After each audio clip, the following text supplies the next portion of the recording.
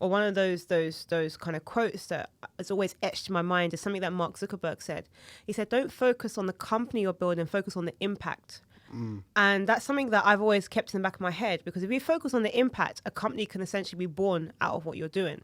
And so I was always focused on what's the impact I'm doing? What's the impact? Because if you're impacting one person's life, there's something that's going to come out from that, you know, and that's what you should focus on.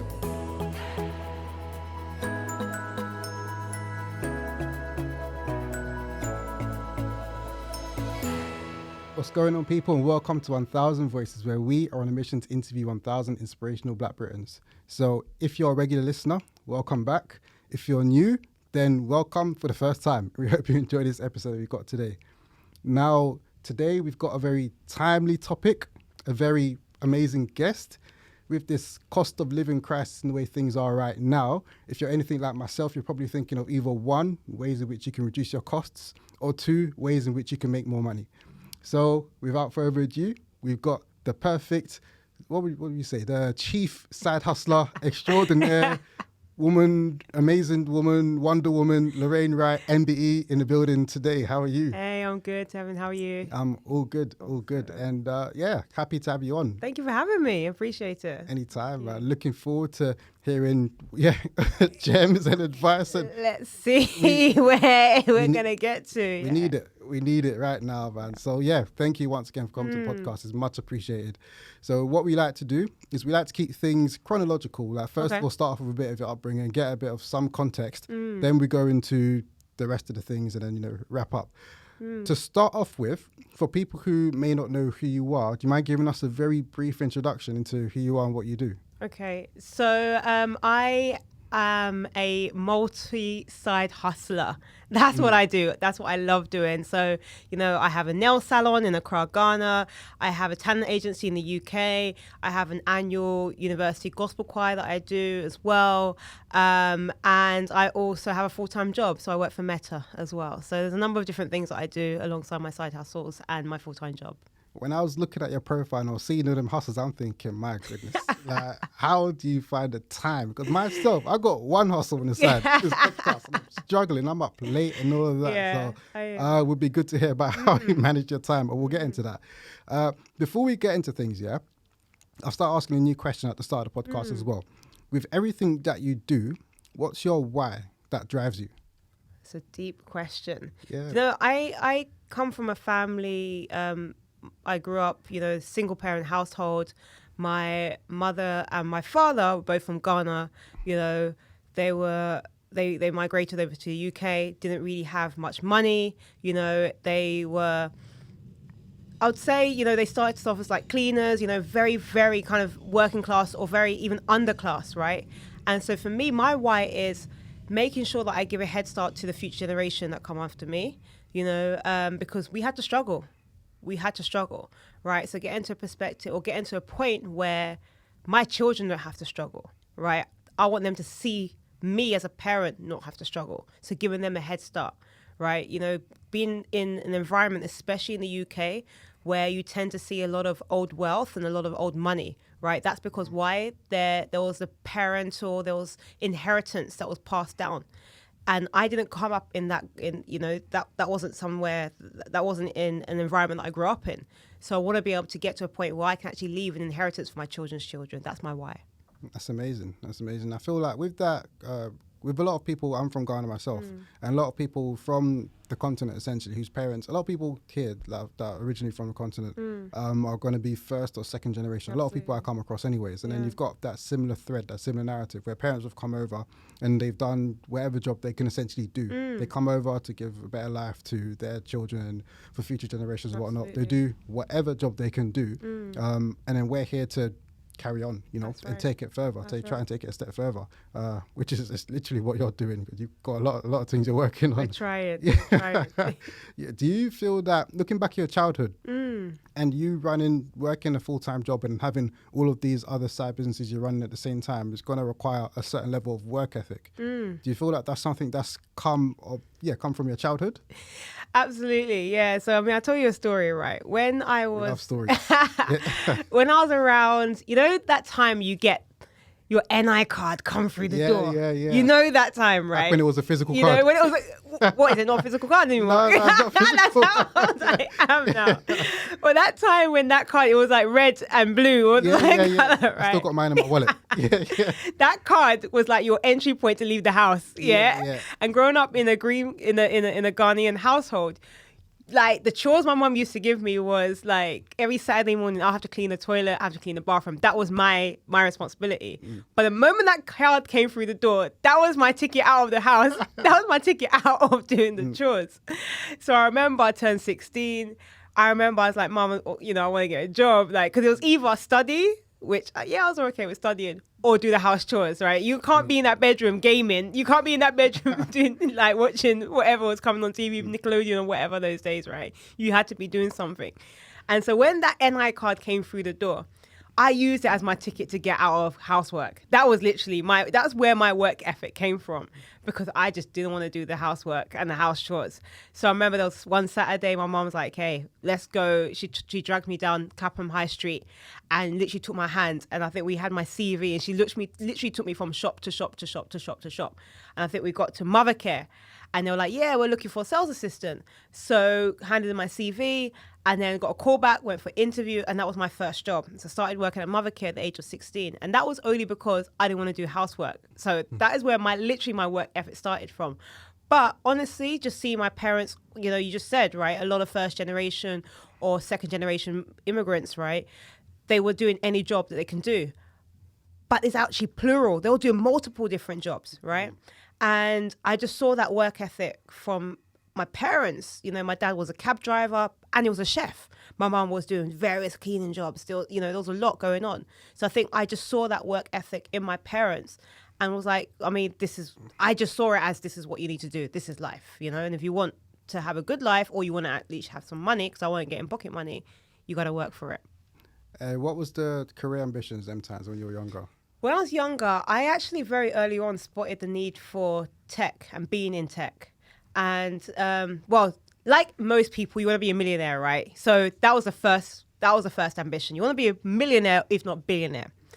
I think I had maybe 2 or 3 different ambitions, right? So first one, millionaire, billionaire. Second one, I actually wanted to be a singer. And, you know, coming up in an African household, you have to be a lawyer, a doctor, or an engineer, right? Okay. That's where the tech element came from, because it kind of went into that whole engineer space. And the time that I was growing up, my mum, she managed to do pretty well. She kind of worked her way up to become a secretary or PA, and she was working for BT at the time. And so I was one of the only ones in my area that actually had a computer. Those days, we actually like the computers, those big computers. That's showing my age. Yeah. The Big Mac, yeah.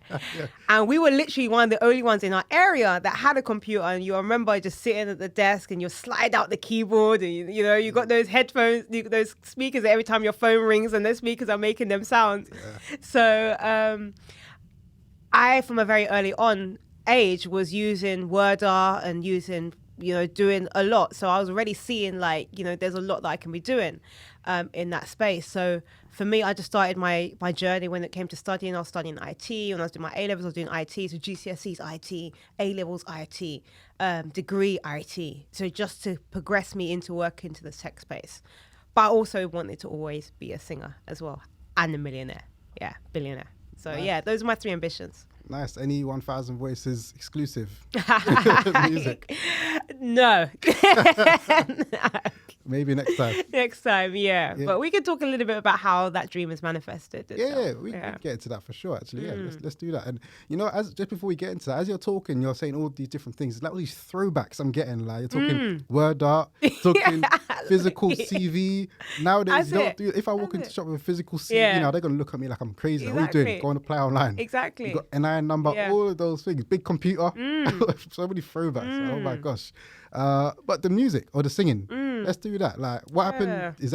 Did you pursue it when you were younger? Yeah. So as I said, one of the dreams, I grew up watching, like, again, I'm showing my age here, but Pop Idol. And, like, I was a huge fan of, like, Destiny's Child when it was, like, 3 or 4 or 5 different members. You know, they're always changing, isn't it? So I just saw, like, Beyonce. I just saw Kelly Rowland's, like, I want to be one of them, you know?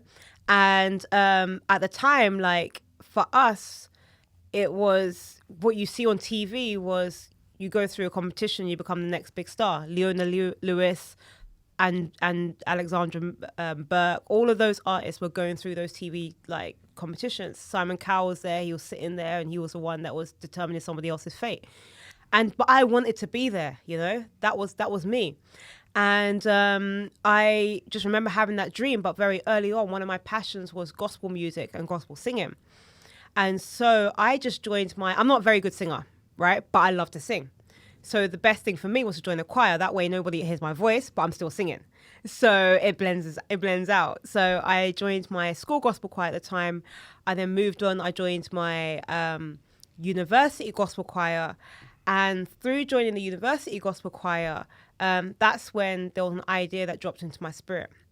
And the idea at the time was I was watching my favorite movie, so Sister Act 2. You know, the movie, Whoopi Goldberg's, Lauryn Hill, and, you know, you've got, Whoopi Goldberg, who's pretending to be a nun, and she leads this choir, right, to a championship final.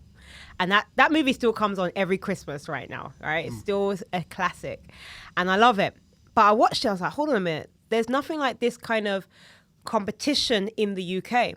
So it dropped to my spirit, and I was in my uni choir at the time. I was like, let's have a competition for university gospel choirs. And that's where my competition, University Gospel Choir of the Year, was born. And today we are 10 years in to doing that competition, running it every year since I was at uni. So I pursued it. We'll be running it, being very consistent. And then remember that dream. My dream was to become a singer on TV. And a couple of years after doing University Gospel Choir of the Year, I got a phone call. And that phone call was from the X Factor. And they called me up. And then I remember receiving the phone call. It was a private number, but I answered it. And they were like, hi, is this Lorraine? I was like, yeah, it's Lorraine. They were like, hi, this is so-and-so from X Factor. I'm like, X who? And they're like, yeah, we've been seeing what you've been doing. I was like, you've been seeing it where? And they were like, yeah, we've been seeing it on YouTube. I was like, on YouTube I only have 8 views. So, and I thought I've been watching it myself, you know, those 7 views, 8 views were from me. So I've one from family. Exactly. So I'm like, where did those come from? And then they're like, yeah, we've been seeing that you've got a network of gospel choirs across the UK. We would like to tap into it. And from then on in, I was now supplying singers to TV talent shows like X Factor, Britain's Got Talent, The Voice. So I had the dream. I couldn't necessarily sing, but I now am in a position where I can actually enable other people that have that dream to also be on TV. I love that story. Like, and it goes to show that you literally do not know who's watching. That's right. Because you're putting your stuff out there, and then in your eyes, you're not getting the views that you're not getting that many views. But then the right person was watching, exactly, and saw, and then a massive door opened for you. And then 10 years later, still running, and we're here. Yeah. That's an amazing story. I love that, man. And I liked when you spoke about, you say you're not a good singer, but you love music, and I'm like, that's me. I love music. Yeah. It reminded me of a story when. Well, my now wife, but back then when she was my girlfriend, and this was early days, and she was ill, and I wanted to do something corny and sweet, blah, blah, blah. So I sent her a video. I used to play the ukulele. No way. Oh, for real? I don't come across many black guys. Really? Yeah. Okay. Yeah, I sold it, but then I can still play it. It's not that, So I used to play it. Where did you learn to play the ukulele? Like, I wanted to learn an instrument. Okay. And then I just wanted something. I always like things that are different. Yeah. So I was going to buy a guitar. I'm like, everyone plays guitar. Yeah, it's and going to be different. Yeah, I just bought a ukulele. So he's like, little. Yeah, literally. But I customized it. So you can, I changed the string. Yeah. So it's got 4 strings in it. And I changed the top string, which is G. Yeah. It was like a high octave. Yeah. And I changed it to I took a guitar string, a guitar G, and put it on there. So how did that sound? Like, it's better, isn't it? It's still got the kind of jingly sound, but it's a bit more full because you've got a deeper. It's a lower octave. So I done that, customize it, one of a kind in the UK. Yeah. So did you manage to sell it for like some good money then? Not really. I think I broke it and then I sold it. And but I sang. What song was it? A Country Road song, Take Me Home, Country Road. John Denver, that's it. Really? Yeah. I remember I sang that. It was mad corny. Right. But it obviously worked because now you're married to her. Not as bad a singer as I think. There you go. That could have gone one of 2 ways, Hey, she could have blocked me. Exactly. Who's this weirdo, man? So then we ran unsolicited singing videos. I don't need none of that. No, it worked. It was good. It worked. But that's a sick story. Man. I love it. The UCKG, University Gospel Choir of the Year. Yeah. Choir of the Year, that's it. Was it the first side hustle you ran? It was, well, if I'm going to be technical, the first side hustle I ran was selling like snacks on campus. Like when everybody else was studying in the library, I was the one that went to Costco to go and buy snacks and then put them in the trolley and sell them outside the library. That was me. You know, that was the side hustles that I started running. So, yeah. What have you learned from running for the snacks and then taking that forward to UCKG and doing that for the past 10 plus years? What have you learned on your journey of this side hustling? That, like you said, right, actually, there's a few things. Number one, being consistent, right? For me, one of the most important lessons is I just try to be consistent with stuff, try to see things through.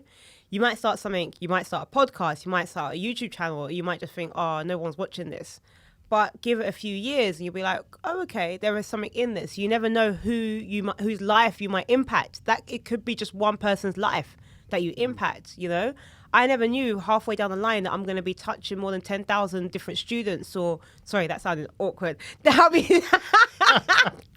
know what you actually sounded mad. You know what you mean. Touching the lives Yeah. of more than 10,000 students across the UK and working with different universities, right? And then getting an MBE out of it. But that was why, because I was consistent with it, right? So I think one of the biggest lessons I've learned is just consistency. One of the other lessons as well is that it doesn't hurt to just start small, right? And it doesn't hurt. You never know where something can, go. A lot of people are focused on, oh, I don't have the company registered. Oh, I don't have the funding to start.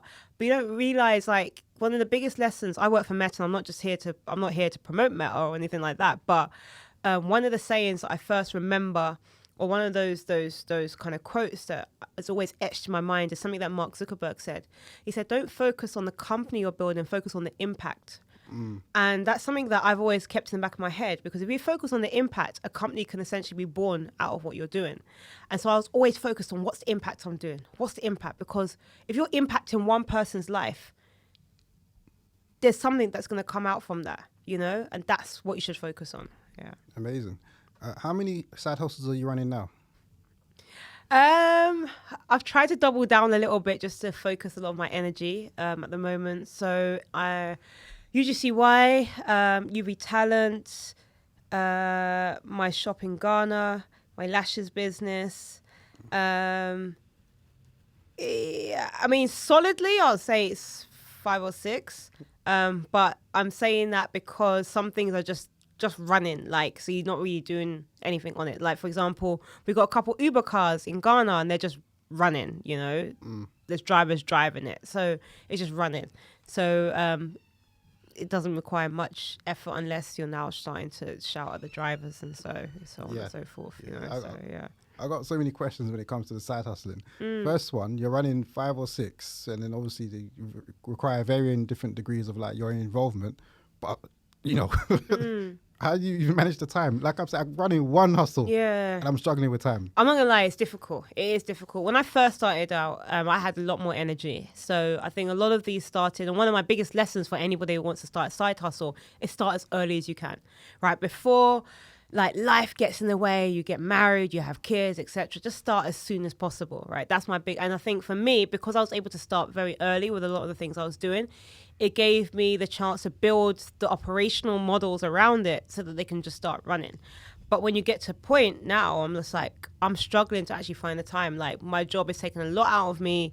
There's a lot of things going on. So I'm not going to lie. I'm not going to sit here and pretend that it's easy, because it's not. And I would love my side hustles to get me to a point where I can actively just step away and I'm saying I'm good. But I'm not at that stage, because it requires a lot of effort. So sometimes there's 2 schools of thought. There is, oh, why do you have so many different side hustles? Are they not all running, or focus on one side hustle, make that a success, take yourself out of work. So there's 2 different schools of thoughts, right? I'm just the kind of person, I can't do one thing. That's just me. I can't do one thing. I like to do multiple different things. I like to have my fingers in multiple different pies. That's just me personally. It doesn't work for many people. And because I like it, that is the reason why I'm able to now split my time when I finish from work. I'm passionate about what I do. So I can now be, okay, now let me work on this. Okay, now let me work on this. So I have to code switch, or I have to switch modes a little bit as well. So that's on the side hustle piece. Yeah, something I like to understand is opportunities. So on your side, so I know you've got the UCKG and then the talent arm of that as well, which seems like it was just born from the competition Absolutely. itself. Yeah. And then you've got other businesses that aren't necessarily like exactly related, like the lashes business, the Uber, and other things you're working on as well. Like, how do you spot those opportunities? Did you like do mad research and that kind of thing, or you just done things you liked and then? It's a good question, really good question. And opportunities is key, right? For me, if I spot an opportunity, I like to just grab it. And I have started and I failed multiple different hustles. You know, and sometimes nowadays when you fail a side hustle, it's actually almost like a badge of honor because you know the next thing you're going to do is going to blow. And so when I spot opportunities, I just try and start it and try and do it.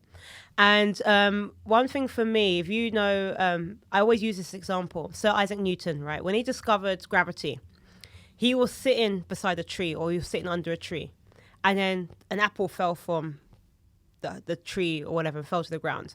And it said that he discovered gravity or he uncovered gravity. And the word uncovered means that something was there and you simply lifted the lid of it to uncover it. So uncovered, those two words, right? So something was there before. So when I look at opportunities, I see it in that way. I see that you have to be in the right place. So Sir Isaac Newton was in his garden when he saw the apple drop from the tree. He wasn't in a room somewhere, otherwise he wouldn't have discovered it, right? So he was in the right place. And number two, I am a great believer there's nothing new under the sun. You can do things in different ways. So you now need to start to add your perspective and look at how can you do something in a different way. So for me, when I see opportunities, I'm like, okay, how can I do that slightly different? It's like everybody has a YouTube channel. How can you do your YouTube channel different? Everybody has a podcast. How can you do your podcast different? Everybody has a shop. How can you do your shop different? Right? So when I see these opportunities, I just see it as opportunities for me to look at doing something different. That's how I do it. So, but it also means that you have to be in that environment. Why did I discover that I needed to try and get Uber cars into Ghana? It's because when I was in Ghana going around often, I didn't have my own car, but I was jumping in Uber cars. So I started speaking to Uber drivers. I was like, oh, and their cars aren't like our ones we have in the UK where they're the Toyota Prius, how do you say it? Prius, yeah. Or the other cars. No, they're little small Nissan Micros or Kias or whatever. They're smaller cars. And I started conversing to them. And at the time, I didn't know the business model. And a lot of them were like, oh, yeah, we've got a car owner that we need to pay every single week. I was like, okay, so that means a car owner has purchased a car and given it to you as a driver to drive. I didn't know that model. It wasn't logic to me back then, you know? So I was like, okay, so how can I now get cars into Ghana, find drivers to drive on my behalf, and then give me the money, right? So why? Because I was using Ubers. So I saw the opportunity because I was in the environment, right? With my shop, I was going into Ghana. I broke a nail. I was like, I need to find a nail salon. I couldn't really find one. I couldn't really find one. So I need to develop one.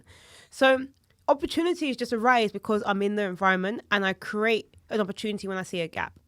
I create something when I see a gap. Yeah, no, that's sick. I'm a strong believer as well in what you said. There's nothing new under the sun. Everything just gets cycle. Flare jeans out of style. Now they're coming back in style. There you go. Skinny jeans weren't cool. That's my point. You know, people were doing these like styles and now they're back in. People with like Avorexes were there. Now they're coming back. There is just. I see a man with a little Just Do It bag. There you go. Just those bags that were like not practical at all. Exactly. They're coming just back. for show.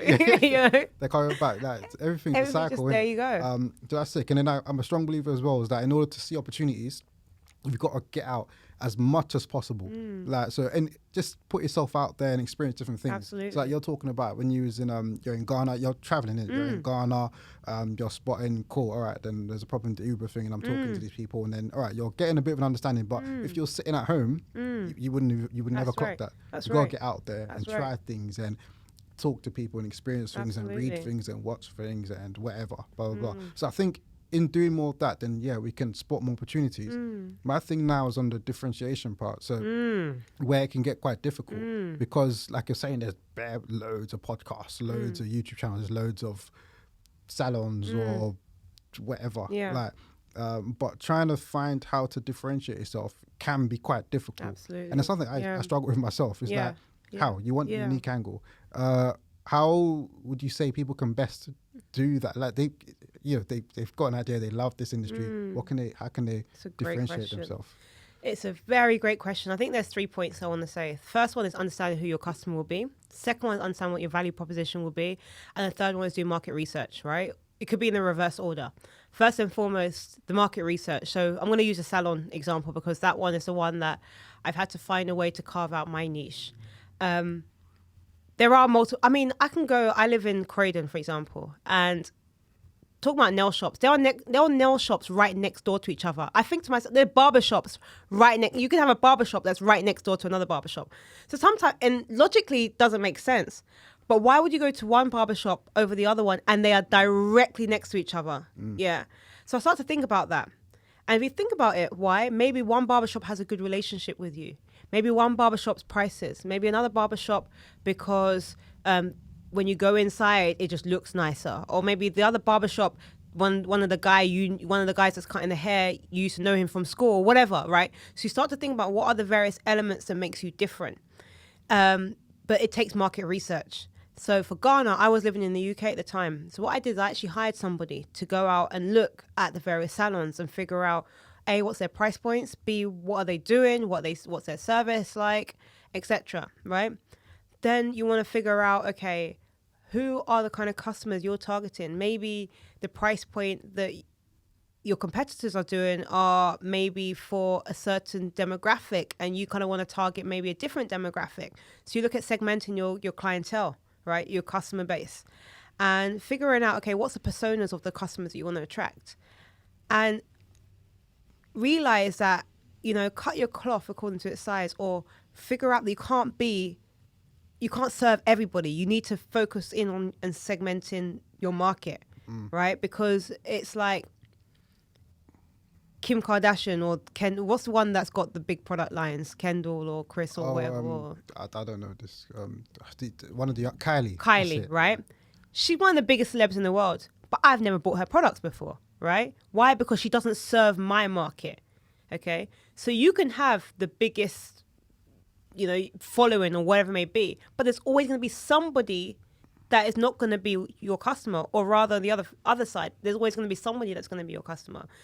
So I do believe that it's important to understand who's your customer and figure out a way to just segment them and focus on them, or start with focusing on them and look at ways and means to then grow from that group, right? So market research, understand who your customers are, and then figure out what's going to make you different. Is it because you've got a relationship? Is it because your prices are different? Is it because maybe your place looks different? Is it because maybe the services you offer are going to be different? Is it maybe how you attract those customers? So maybe you're next door to another barber. Maybe you're going to start doing a campaign with a different kind of, maybe an older target market, right? Focus on them. Or maybe you're going to do a service that the other barbershop doesn't do. Maybe you're going to do home calls or whatever it may be. So starting to figure out what is going to be your differentiator. And as a business person, you figure out what, you do your SWOT analysis. You work out what's your strengths, weaknesses, opportunities, and threats. And you focus on your opportunities, So I think it's like business 101. Not all of us, including myself, have gotten it right all the time. You just try to understand the principles and try to build on those all the time. I like that. So you find your market, do your research, and then try and differentiate yourself. Absolutely. And then enter and do your thing. Yeah. That's sick. On side hustling still, so for people who are working full-time jobs, maybe they have other commitments, like yourself, and then wanting to, start up something on the side as well. We want to increase their revenue, etc., and that kind of thing. Maybe work on a passion project and turn that into a revenue stream later on as well. How can people practically do both? Especially some full-time jobs are demanding as well. Very. How can you practically manage your time and do both things? It is. I'll be very honest, and I'm gonna my disclaimer here is it is challenging, right? But if you want to achieve anything, you just got to do it. You just got to make it happen. So practical things, right? Number one, your full-time job probably and a lot of us now have hybrid positions. We now have, either work from home, remotely. I know there are people, which I'm a bit jealous about, but they were doing contracting jobs. And they were doing 3 contract jobs at the very same time. I was like, what? And they were family people. They had children. They had wives. I'm not going to name these people. But if you're watching, you know who you are. You know who you are. I'm like, how on earth did they do 3 full-time jobs with a wife and 3 children? You know who you are. So if they can do that, And that was during COVID when everybody was just trying to hustle, right? Yeah. So I was asking them, how on earth were you meant to do that? So you just have to get smarter. Not work harder, but get smarter. And working smarter involves, okay, a lot of us do hybrid jobs now. Okay, fine. I'm not going to sit here and say you need to do another 3 contract jobs and, you know, when you should be doing your full-time job. No. But think about what's your 5 to 9 in the morning. What's your 9 to 5, your after your 9 to 5. What's the 5 to 9, the other side, right? So 5 to 9 a.m. and then your 5 to 9 p.m. in the evening. What are you doing that time? Because if you combine that, that's actually another full-time job. That's another 8 hours. So what are you doing with that? Obviously, self-care and taking care of yourself, all of that is very, very important, if not equally important, if not more important. But maybe if you're going to carve out in a week and say 4 of the 7 days in a week, this is what you're going to do, then that's what you're going to do. That's the first thing. Number 2, outsourcing stuff. Like, there are so many opportunities or so many apps out there like Fiverr and free, like people per hour and other resources that people can tap into to just do stuff on your behalf. So you can focus on either your full-time job or the core areas of the business that you need to focus on. So even if it's sales, you know, can you leverage some form of affiliate marketing strategy that means that you don't have to be involved so heavily in sales? If it's market research, can you leverage someone on Fiverr to do the market research for you? If it's branding, if it's social media, can you just outsource, you know, leverage what's available to you so you can focus on the core business that you're working on. That's cool. You said a lot of good key stuff there. Working smart. What you're doing with your 5 to 9 outsourcing stuff. And a disclaimer, because I know people might listen and be like, oh, 5 to 9 commutes. And I've seen people say some things as well, and then you see loads of excuses coming through. And it's not to discredit. Obviously, you know, we've got demanding life and that kind of thing. But the point still stands, that working smart. So what I try to do as well is like when I'm commuting, for example, in my 5 to 9 time, I got my laptop with me right now. I carry my laptop every day when I'm out. I bring my laptop out on the train. I'm just like editing. That's right. Getting things done then. Trying to work smart, you know, and utilize the time as best as possible. And outsourcing. That's so key, I think, because there's only so much time we have. Absolutely. Just got to think of ways to work smart depending on whatever it is you're doing. So that's all a lot of very good stuff. On the working, running a side hustle remotely. So you've got hustles in Ghana, which is like, that's even hard to understand how you can do both. Like live here, have a hustle in Ghana. And I'm sure there's a lot of people who, you don't necessarily want to run a side hustle and be there physically. You want to run things online, in whatever ways they can save more time and that kind of thing. Have you got any advice for people who might want to run a hustle online or even in another country? Like how do you make that work? It is a challenge. I'll be very honest. Again, a disclaimer. I like to make things, I'm the kind of person that makes things very transparent because it's not that easy, but yet I'm still trying, I'm still doing it. It's all about, for me, systems, putting in operational models or things in place. You know, when it comes to business, and I always have this saying, in Ghana or Western Africa or in general, probably across Africa, there's a huge informal sector where there's a lot of entrepreneurs. But the thing is, a lot of people are entrepreneurs, but not a lot of people know how to run businesses. And the difference between those two things are a business doesn't necessarily require you to be there. Whereas as an entrepreneur, most often than not, you're required to be there. So I'm a believer that if you're planning to run a business, try and get it to a point where it doesn't necessarily have to rely on you. That doesn't necessarily work for everybody, and especially if you're a content creator or your social media influencer or whatever it may be, the business could be built around your face. So that could be the challenge. Whereas if it's not built around your face, I try to take myself out of it so that if a customer wants to get something, they're not going to be relying on seeing that you're going to be there, right? So it's a matter of trying to build certain systems and processes that take you out of it. So how can you operationalize your payroll? How can you automate maybe how your social media goes out? Like you're scheduling things or you're leveraging, as I said, you're outsourcing it. Or how can you outsource maybe your accounting or maybe how you are your sales or your POS system or whatever it may be. What things are you putting in place? And I don't necessarily mean IT systems, but maybe some operations in place that mean that even if you're not around, it will still continue to operate. Now, my disclaimer is it's always better for you to be around. That is a disclaimer, especially in countries like Nigeria, Ghana, Western Africa, and the broader African continent. Yes, it makes more sense to be there, but where because of logistical reasons, because of work reasons, you just can't be there. Putting in as many processes and systems in place and ways that there are checks and balances. So if there's sales or money that you need to receive, it's been accounted for and there is some form of loop back, so that you make sure there's no money that's been going through the cracks or anything like that. So, yeah. All right. And probably last question on side hustles, unless there's something else comes to my head. On marketing the business. So that's I read a report and I've forgotten the exact numbers, but marketing was definitely top 3 of one of the issues that black entrepreneurs in the UK face with their businesses. It's an issue I face. Like, you want to get your thing out there. You believe you've got an amazing product, an amazing service, and you want to get it out there as much as possible, but it's not reaching as many people as you want or you feel as it should. And I look at something like the UCKG, and I know that with that you put it out there. I know you weren't necessarily getting the numbers you wanted to at the start, but I mean people were seeing it, and then you've grown it and scaled it to where it is now, and everything else you're working on. Have you got advice for people who are wanting to how they can best market their businesses or side hustles? I think this is an interesting question because I don't think there's a handful of people that managed to get this right, and a lot of us are still trying to get this right? Trying to get the message out there.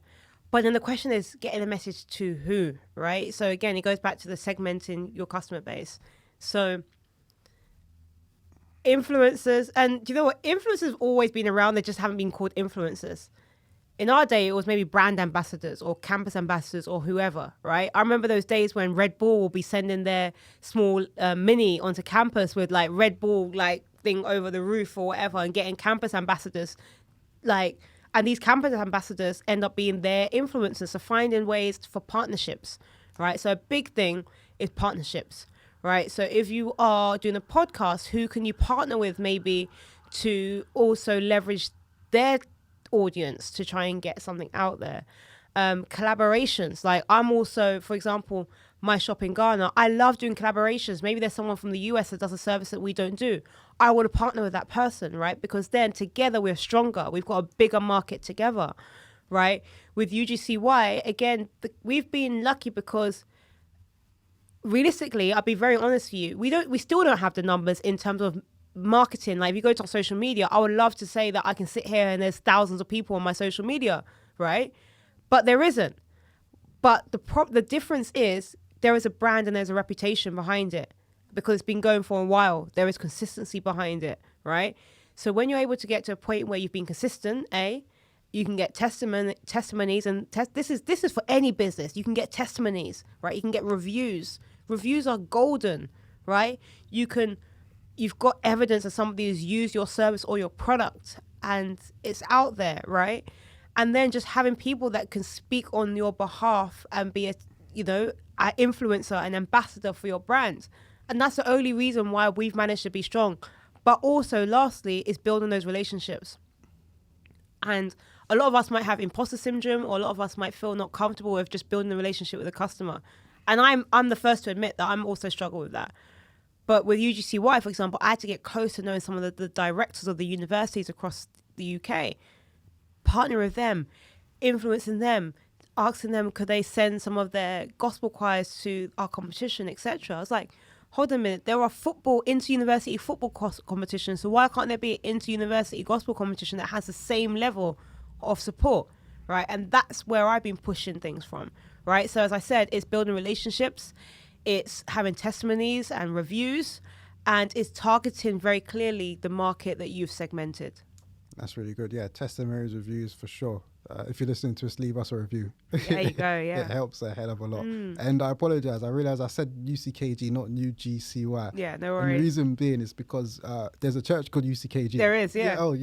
If you grew up anywhere, I think they got a lot of branches around. If you grew up anywhere in Stratford, you've probably been stocked by people from they're everywhere. UCKG They're everywhere. quite a lot. And that was in my head. And I was like, oh, No worries at all. But you're not. Everybody is an acronym that I can. And now when I Google UGCY, my thing actually comes up. Like they say this. What does this acronym stand for? So I'm proud to say that the acronym actually is for us. But you're not the only one. Everybody does confuse it. I hope I haven't said it too many times. Worries. Yeah, UGCY. Cool. All right, let's take a step back and relax a bit and then reflect a little bit. What are you grateful for and why?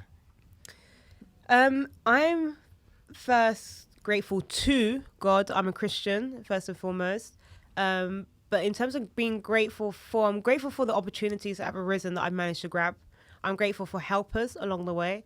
I'm a big believer that you can't do anything by yourself, so I'm here not because I was able to do it myself, but because I had helpers that were able to support me.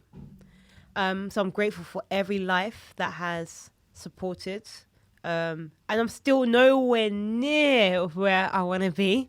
So I'm grateful for the people that are going to still come and help, I'm grateful for some of the recognition I've had. I've been given an MBE this year. And thank you. And just the various opportunities that have arisen because of me being consistent and obedient from the beginning, right? But I'm grateful for the things that are yet to come as well. That's great. On the MBE, how does that work? Did you just get an email or something? And what was the feeling like when that came through? Immense. Do you know what? I got to a point where I surrounded myself with people that I wanted to be like. And I remember there's a lady, again, another Ghanaian denter. She was one of the first people that I saw in our community that had received an MBE. And, when people go before you, you realize you can actually do what they've done. And I'm grateful for people like that are quote unquote role models because they were able to show that something can be done. So when I was put forward for it by my mentor at the time, I just relaxed because I was like, if somebody else has done it, I can get it. So yeah, I was honored, I was privileged, but I was like, I deserve this. I got to that level where I was like, yeah, I actually do deserve this. Yeah. That's sick. All right. What gets you excited about life? That's another great question. One thing that I like is justice, I like seeing justice in the world and justice to be served. So when I'm able to see opportunities in that space, that gets me excited. Another thing gets me excited is just people coming up behind me that I'm just like, wow, they're doing these things because that's what it's all about. It's about paving the way so that other people come up behind you and able to do the same, if not greater than what you've accomplished, right? So that just leaves just a great landing ground for our future children, right? That's what gets me excited. If you could live one day of your life all over again, what day would that be and why? Wow. Okay. A few different things go through my head. Can I say a few or it has to be one? You can say a few. I'd love to go back to the day I was born just to see what it was like. I would love that.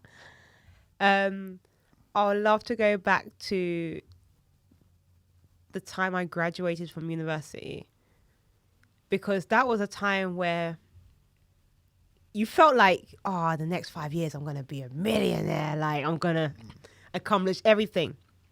So knowing what I know now, I can go back to when I graduated and put in the things to get me to that level earlier. So that's what I wish that I could also do. And then lastly is every time I've met somebody of influential capacity, now in hindsight, figuring out a way how I could have used that opportunity a bit better to my advantage. Yeah. Great. Perfect. And last question, as we prepare to wrap up, what does the next chapter in your story look like?